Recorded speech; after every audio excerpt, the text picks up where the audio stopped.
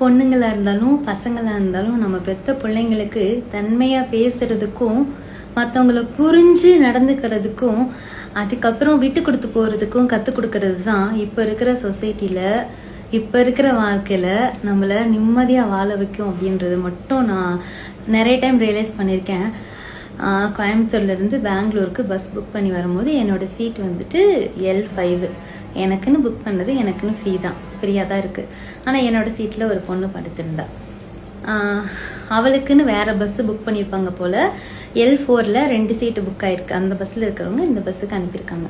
அதில் L4ல் அந்த பையன் படுத்துட்டு எந்திரிக்கலை. ஏன்னா எனக்கு கால் முடியலன்னு எந்திரிக்கலை. இந்த பொண்ணு என்னோடய சீட்டில் L5ல் படுத்துக்கிட்டு இருக்கா. இந்த சைடு பசங்க உட்காந்துருக்கிறப்போ நான் அந்த ஒரு பொண்ணுக்காக என்னன்னா விட்டு கொடுக்குறேன். காலேஜ் படிக்கிற பொண்ணாக இருக்கா.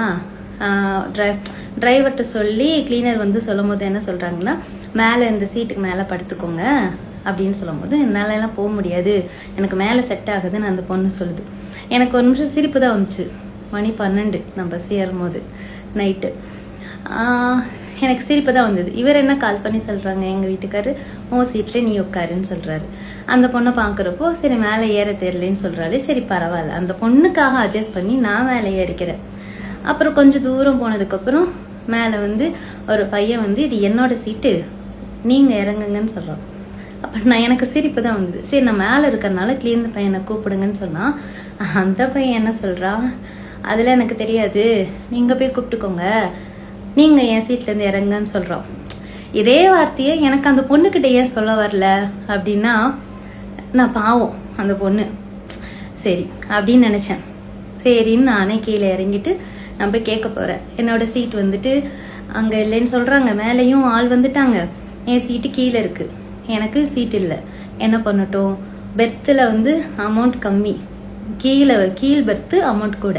சரி அதையும் நான் அட்ஜஸ்ட் பண்ணிக்கிறேன் அந்த பொண்ணுக்காக.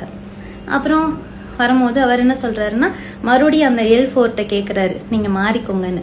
அந்த பையன் கால் முடியல, நல்ல பையலாக தான் இருக்கான், இந்த காலத்து வயசு பையலாக தான் இருக்கான். ஆனால் எந்திரிக்க மாட்டேன்றான். ஆனால் இந்த பொண்ணும் என்னோட சீட்டு தானே அக்கா, இது உங்கள் சீட்டு தான், நீங்கள் உட்காருங்க, எனக்கு அவர் சீட்டு தரணும் அப்படி கூட அந்த பொண்ணு கூட சொல்லலை. என்ன சொல்லட்டும், சரி அவ்வளோதான் அப்படின்ட்டு நானும் சிட்டிங்கில் உட்காந்துட்டு சொல்கிறேன்.